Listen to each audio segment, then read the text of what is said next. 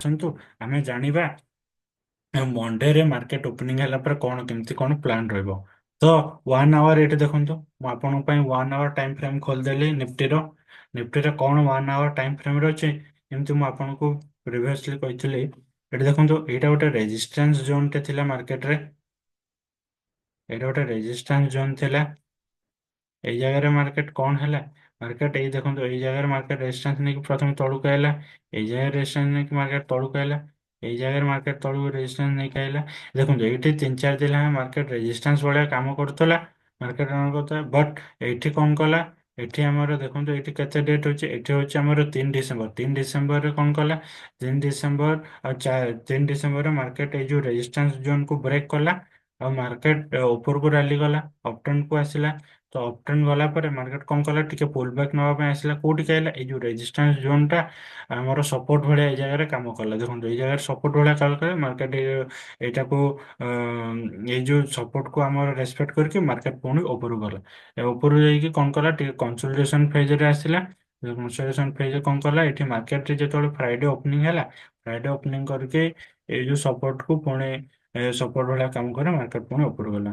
ତ ଏଇ ଜାଗାରେ ଆପଣ ବୁଝିଗଲେ ମାର୍କେଟର ଏବେ କଣ ସେଣ୍ଟିମେଣ୍ଟ। ତ ଏଇ ଜାଗାରେ ବି ଆପଣ ଆମେ ମାର୍କ କରିଦବା କଣ, ସପୋର୍ଟ ରେଜିଷ୍ଟାନ୍ସ ମାର୍କ କରିଦବା। ତ ଏଇଟା ଆହୁରି ବୁଝିବା ପାଇଁ ଇଜି ହବ। ଏଇ ଜାଗାରେ ପ୍ରଥମ ଗୋଟେ ସପୋର୍ଟ, ଏଇଠି ରେଜିଷ୍ଟାନ୍ସ ଥିଲା, ଏଇଠି ସପୋର୍ଟ ଭଳିଆ କାମ କଲା। ନେକ୍ସଟ ଆମର କୋଉଠି ସପୋର୍ଟ ରେଜିଷ୍ଟାନ୍ସ, ଏଇ ଜାଗାରେ ଦେଖନ୍ତୁ, ଏଇ ଜାଗାରେ ଆମର ଗୋଟେ ସପୋର୍ଟ ରେଜିଷ୍ଟାନ୍ସ ଭଳିଆ କାମ କରିବ।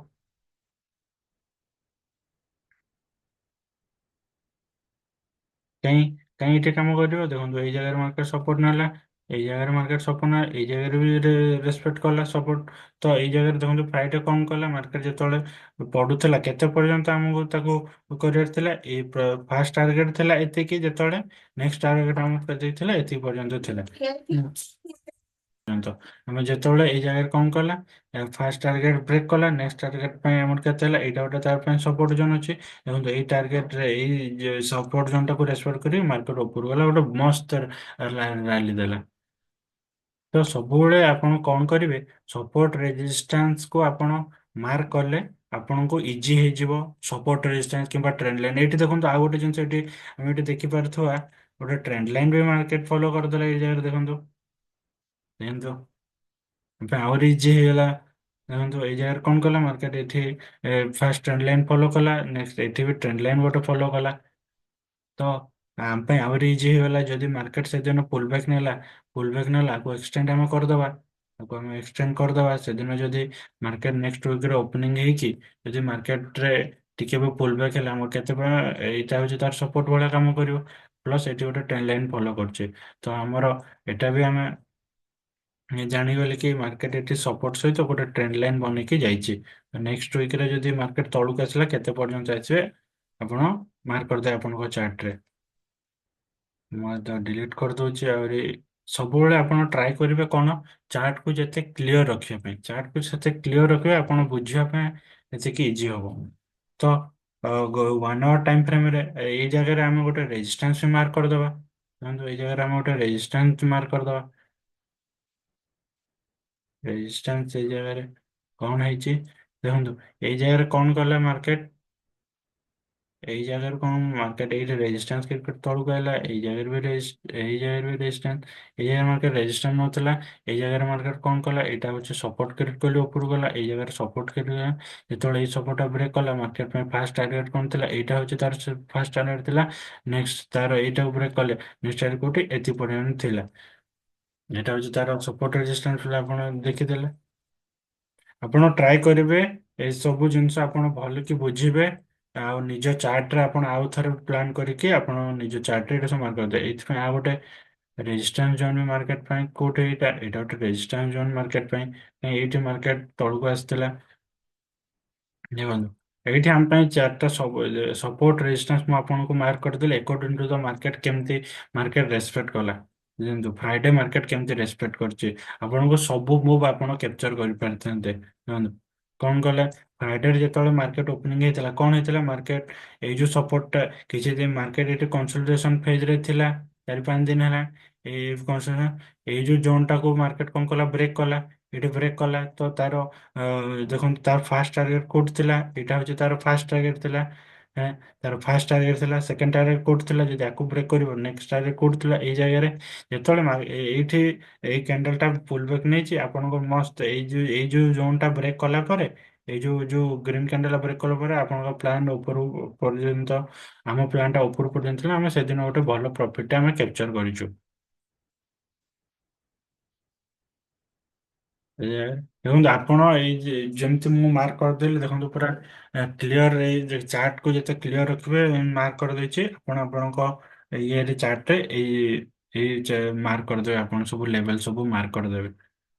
ଯଦି ହଉ ନେକ୍ସଟ ୱିକରେ, ନେକ୍ସଟ ମଣ୍ଡେରେ କେମିତି କଣ ମାର୍କେଟ ରହିବ ଦେଖିବା ଆମେ କୋଉଠି ତାର ସପୋର୍ଟ ରେଜିଷ୍ଟନ୍ସ ନେକ୍ସଟ ଅଛି, ତ କେତେ ପର୍ଯ୍ୟନ୍ତ ଯାଇପାରିବ ଦେଖନ୍ତୁ। ଏଇ ଯୋଉ ମୁଁ ଆପଣ ଦେଖନ୍ତୁ, ଏଇ ଯୋଉ ରେଜିଷ୍ଟନ୍ସ ଟା ଆପଣ ମାର୍କ କରିଦେଇଛି ଦେଖନ୍ତୁ, ତାକୁ ଯଦି ଆମେ ଏକ୍ସଟେଣ୍ଡ କରିବା ଦେଖନ୍ତୁ କେତେ ବଢିଆ। ଆଗରୁ ବି ସେଇ ଜିନିଷଟା ସପୋର୍ଟ ଭଳିଆ କାମ କରିଛି। ଦେଖନ୍ତୁ ଏଇ ଜାଗାରେ ମାର୍କେଟ କଣ କଲା, ଏଇ ଜାଗାରେ ଏଇ ଜାଗାରେ ମାର୍କେଟ ସପୋର୍ଟ ଭଳିଆ କାମ କରି ଉପରି ଯାଇଛି। ଏଇ ଜାଗାରେ ଏଇ ଯୋଉ ବ୍ରେକ୍ କଲା କେତେବେଳେ, ତାର ନେକ୍ସଟ ଏଥି ପର୍ଯ୍ୟନ୍ତ ଆସିଲା। ଏଇ ଜାଗାରେ ଏଇ ଜାଗାରେ ମାର୍କେଟ ସପୋର୍ଟ ଭଳିଆ କାମ କରୁଛି। ଏଇ ଦେଖନ୍ତୁ ଏଇ ଜାଗାରେ ମସ୍ତ ମାର୍କେଟ ସପୋର୍ଟ ରେଜିଷ୍ଟନ୍ସ ଭଳିଆ କାମ କଲା। ତ ନେକ୍ସଟ ଆମ ପାଇଁ ଟାର୍ଗେଟ କୋଉଠି ରହିବ, ନେକ୍ସଟ ଟାର୍ଗେଟ କୋଉଠି ରହିବ ଦେଖନ୍ତୁ, ଏଇଠି ଗୋଟେ ତାର ରେଜିଷ୍ଟନ୍ସ ଭଳିଆ ଜୋନ୍ ଅଛି ଦେଖନ୍ତୁ। ମାର୍କେଟ ଏଇଠି ରେଜିଷ୍ଟନ୍ସ ଜୋନ୍ ଅଛି, ଯଦି ମାର୍କେଟ ସେଦିନ ଯଦି ଅପ୍ ଟ୍ରେଣ୍ଡରେ ରହିଲା, ମାର୍କେଟ କଣ କଲେ ଆପଣ କେମିତି କଣ ଯଦି ମାର୍କେଟ ଗଲା ଟିକେ ପୁଲ ବ୍ୟାକ୍ ନେଲା, ଦେନ୍ ଆପଣଙ୍କୁ ଆକର୍ଡିଂ ଟୁ ଦ ଏମିତି ଆପଣ ଅପ୍ ଟ୍ରେଣ୍ଡ ପ୍ଲାନ୍ କଲେ। ଯଦି ମାର୍କେଟ ଯଦି ସେଦିନ ତଳେ ରହିଲା, କେତେ ପର୍ଯ୍ୟନ୍ତ ମାର୍କ କରିବେ, ତଳେ ରହିଲା ଆପଣଙ୍କ ଫାଷ୍ଟ ଟାର୍ଗେଟ କେମିତି ରହିବା ଦରକାର, ଫାଷ୍ଟ ଟାର୍ଗେଟ ରହିବ ମାର୍କେଟ ଯଦି ଗଲା, ଟିକେ ଉପରକୁ ଗଲା, ଏତିକି ପର୍ଯ୍ୟନ୍ତ ରହିବ, ଏମିତି ହେଲା। ଆପଣ ଏମିତି according to the plan target କରିବେ ଆପଣ, କାହିଁକି ଏଠି ସପୋର୍ଟ, ମୁଁ ଆପଣଙ୍କୁ ସପୋର୍ଟ ରେଜିଷ୍ଟନ୍ସ ଆକୁ ବି ଏକ୍ସଟେଣ୍ଡ ଯଦି କରିଦେବା ଦେଖନ୍ତୁ, ଏଇଠି ଆମକୁ ଗୋଟେ ଏଇଠି ରେଜିଷ୍ଟନ୍ସ ଜୋନ୍ ଥିଲା। ହୁଁ, ଦେଖନ୍ତୁ, ଏଇ ଜାଗାରେ ରେଜିଷ୍ଟନ୍ସ ନେଲେ, ଏଇ ଜାଗାରେ ରେଜିଷ୍ଟନ୍ସ ନେଲେ, ଏଇ ଜାଗାରେ ରେଜିଷ୍ଟନ୍ସ ନେଲେ, ଏଇଆ କଣ କଲା ମାର୍କେଟ ସପୋର୍ଟ ନେଇଛି, ଏଇଟା ବି ଗୋଟେ ଆପଣ ଏକ୍ସଟେଣ୍ଡ କରିଦେବେ। ଏଇ ଜାଗାରେ ଦେଖନ୍ତୁ, ମୁଁ କଣ କହିଥିଲି, ଯୋଉଟା ଛୋଟ ଛୋଟ ରେଜିଷ୍ଟନ୍ସ ତାକୁ ଆମେ ଡଟେଡ୍ ଲାଇନ୍ କରିଦେବା। ମୁଁ ତ ଏଇଟା ଗୋଟେ ଡଟେଡ୍ ଲାଇନ୍ କରିଦେଲି, ଏଇଟା ଗୋଟେ ତା ପାଇଁ ଡଟେଡ୍ ଲାଇନ୍ କରିଦେଲି।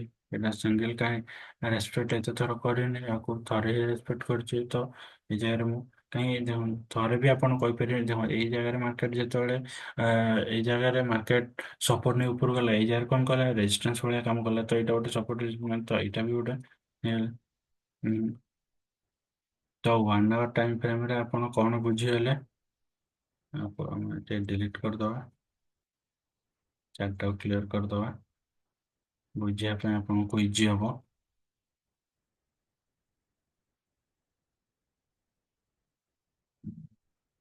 ଡିଲିଟ୍ ହେଲା, ହଉ। ଚାର୍ଟଟା କ୍ଲିୟର ହେଲା, ତ ଏଇ ଜାଗାରେ କଣ ଆପଣ ସବୁ ପଏଣ୍ଟ ମିଳିଗଲା। ମାର୍କେଟ ଯଦି ଏବେ କୋଉ ଜୋନରେ ଅଛି, 24,750ରୁ 24,760 ଭିତରେ ଅଛି, 760 780 ଭିତରେ ଅଛି। ଯଦି ସେଦିନ 24,800 ବ୍ରେକ୍ କରେ, ଆପଣ ଗୋଟେ ଲେଭେଲ ମୁଁ କହୁଛି, ସେଦିନ ଯଦି ମାର୍କେଟ 24,800 ଲେଭେଲ ବ୍ରେକ୍ କରେ, ତ ଆମର ଫାଷ୍ଟ ଟାର୍ଗେଟ 24,850, 24,900। ଯଦି ମାର୍କେଟ ସେଦିନ ତଳକୁ ରହିଲା କଣ ହବ, 24,700 ସେଦିନ ଉପରୁ କଣ ଲେଭେଲ ଦେଲି, ଗୋଟେ 24,800 ଲେଭେଲ ଦେଲି, ଯଦି ବ୍ରେକ୍ କଲା ତାହେଲେ ମାର୍କେଟକୁ ସେଦିନ ଆପଣ ମାର୍କେଟ ସେଦିନ ଆପଣ ଉପର ପାଇଁ କଲ୍ ପାଇଁ ପ୍ଲାନ୍ କରିପାରିବେ। ଯଦି ସେଦିନ ମାର୍କେଟ 24,700 ତଳେ କ୍ଲୋଜ କଲା, 24,700 24,680 ତଳେ କ୍ଲୋଜ ଦେଲା, ତ ଆପଣ ସେଦିନ ଡାଉନ୍ ଟ୍ରେଣ୍ଡ ପାଇଁ ମାନେ ପୁଟ୍ ପାଇଁ ଆପଣ ସେଦିନ ପ୍ଲାନ୍ କରିବେ। ବୁଝିଗଲେ? ଆଉ ଆପଣ ଏଇ ଯୋଉ ସପୋର୍ଟ ରେଜିଷ୍ଟର ଆପଣଙ୍କ ଚାର୍ଟରେ ମାର୍କ କରିଦେଇଥିବେ। ବୁଝିଲେ ଦିଟା ପଏଣ୍ଟ, ମୁଁ ଆପଣଙ୍କୁ ଆଉ ଥରେ ଲେଖି ଦଉଛି ସେ ପଏଣ୍ଟ। ଉପରେ କେତେ, ଉପରେ ହଉଛି 24,800 ଲେଭେଲ ବ୍ରେକ୍ କଲା, ଯଦି ଏଠି ବ୍ରେକ୍ କଲା ତାହେଲେ ଆପଣ କଲ୍ ପାଇଁ ପ୍ଲାନ୍ କରିବେ। ଯଦି ସେଦିନ 24,700 ଲେଭେଲ ତଳେ ରହିଲା, ଯଦି ସେଦିନ 24,800 ଲେଭେଲ 400 ଲେଭେଲ ବ୍ରେକ୍ କଲା, ତ ଆପଣ ଅପ୍ ଟ୍ରେଣ୍ଡ ପାଇଁ ମାନେ କଲ୍ ପାଇଁ ପ୍ଲାନ୍ କରିବେ। ଯଦି 24,700 ପାଇଁ 700 ତଳେ ରହିଲା, ତ ଆପଣ ପୁଟ୍ ପାଇଁ ପ୍ଲାନ୍ କରିବେ। ଦିଟା ବୁଝିଗଲେ ଆପଣ? ତାପରେ ହଉ, ଆମେ ଏଥର ୱାନ୍ ଆୱାର ଟାଇମ୍ ଫ୍ରେମ୍ରେ ବୁଝିଗଲେ ମାର୍କେଟର କଣ ରହିଲା, କେମିତି କଣ ପ୍ଲାନ୍ କରିବା। ଆସନ୍ତୁ 15 ମିନିଟ୍ ଟାଇମ୍ ଫ୍ରେମ୍ରେ ବୁଝିବା କଣ। 15 ମିନିଟ୍ ଟାଇମ୍ ଫ୍ରେମ୍ରେ ଆମେ କଣ ବୁଝିବା ଏମିତି ଏଇଠି ଗୋଟେ ଦେଖନ୍ତୁ ଆମେ ଗୋଟେ ଦେଖିପାରୁଥିବା କଣ ଏଇଠି ଗୋଟେ ଚ୍ୟାନେଲ ଭିତରେ ମାର୍କେଟ ଫଲୋ କରୁଥିଲା। ଦେଖନ୍ତୁ ଏଇଠି ଗୋଟେ ଚ୍ୟାନେଲ ଭିତରେ ମାର୍କେଟ ଫଲୋ କରୁଥିଲା।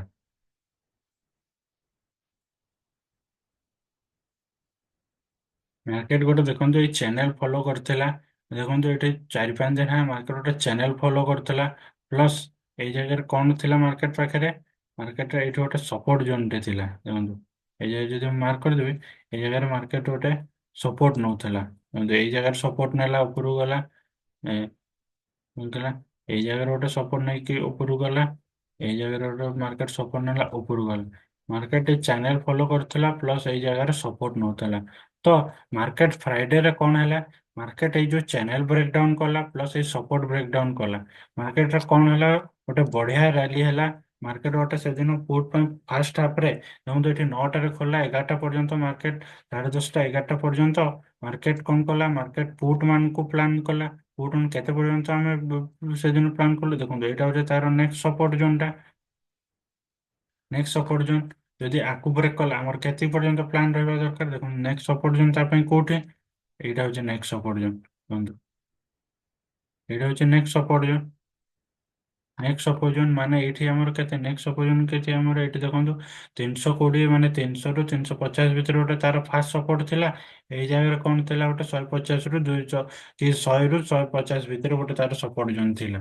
ଏଠି ସପୋର୍ଟ ଜୋନ୍ ତ ମୁଁ ଏଇଟା ଆପଣଙ୍କୁ ଲେଖି ଦଉଛି କଣ ଏଠି ଥିଲା 100 ରୁ 150 ଫାର୍ଷ୍ଟ ସପୋର୍ଟ ଥିଲା ଏଇ ଜାଗାରେ। ତାର ନେକ୍ସଟ ସପୋର୍ଟ କୋଉଠି ଥିଲା ତାର 300 ରୁ 350 ଭିତରେ ନେକ୍ସଟ ସପୋର୍ଟ ଜୋନ୍ ଥିଲା। ତ ଫାର୍ଷ୍ଟ ଯେତେବେଳେ ସିଏ ମାର୍କେଟ ଏଠି କଣ କଲା ମାର୍କେଟ ଯେତେବେଳେ ଚ୍ୟାନେଲ ବ୍ରେକଡାଉନ କଲା ପ୍ଲସ୍ ଏଇ ଯୋଉ ସପୋର୍ଟ ବ୍ରେକଡାଉନ କଲା ମାର୍କେଟ ଏଇ ଚ୍ୟାନେଲ ପ୍ଲସ୍ ଏଇ ଯୋଉ ସପୋର୍ଟଟା ଦେଖନ୍ତୁ ଏଇ ଯୋଉ ସପୋର୍ଟ ଜୋନଟା ଅଛି ଏଇ ଯୋଉ ସପୋର୍ଟ ଜୋନଟା ବ୍ରେକ୍ କଲା ପ୍ଲସ୍ ଏଇ ଯୋଉ ଚ୍ୟାନେଲ ଦିଟା ଚ୍ୟାନେଲ ଭିତରେ ମାର୍କେଟ ବହୁତ 4-5 ଦିନ ମୁଭ୍ କରୁଥିଲା ତାକୁ ବ୍ରେକଡାଉନ କଲା। ତ ମାର୍କେଟ ଆମ ପାଇଁ ଫାର୍ଷ୍ଟ ଟାର୍ଗେଟ କୋଉଠି ରହିବ? First target according to support zone ଆମେ ଏତିକି ଟାର୍ଗେଟ ରଖିବା ଯଦି ଆକୁ ବ୍ରେକ୍ କଲା ଆମର ନେକ୍ସଟ ଟାର୍ଗେଟ କୋଉଠି ରହିବ? ନେକ୍ସଟ ଟାର୍ଗେଟ ହଉଛି ନେକ୍ସଟ ସପୋର୍ଟ ଜୋନ୍ ପର୍ଯ୍ୟନ୍ତ ରହିବ। ଦେଖନ୍ତୁ ସେକେଣ୍ଡ ହାଫରେ ଏଠି କଣ କଲା? ସେକେଣ୍ଡ ହାଫ ମାନେ 10:30 ପରେ ଏଠି କଣ କଲା? ମାର୍କେଟ ଏଠି ରିକଭରି କରିବାରେ ଗଲା। ରିକଭରି କଲା ଦେଖନ୍ତୁ ଏଇ ଯୋଉ ଫାର୍ଷ୍ଟ ଏତିକି କଭର କଲା ତ ଆମର ଏଇ ଜାଗାରେ କଣ ହେଲା? ଏଇ ଜାଗାରେ ଆମେ କଣ ଜାଣିଲେ? ମାର୍କେଟରେ ବାୟର୍ସ ଆଭେଲେବଲ ହେଇଗଲେଣି। କାରଣ ଏଇ ଜାଗାରେ ମାର୍କେଟ ବାରମ୍ବାର ଥର ଏଠି ସପୋର୍ଟ ନେଇଥିଲା ଦେଖନ୍ତୁ ଏଇ ଜାଗାରେ ମାର୍କେଟ ସପୋର୍ଟ ନେଇଛି ଏଇ ଜାଗାରେ ମାର୍କେଟ ସପୋର୍ଟ ନେଇଛି।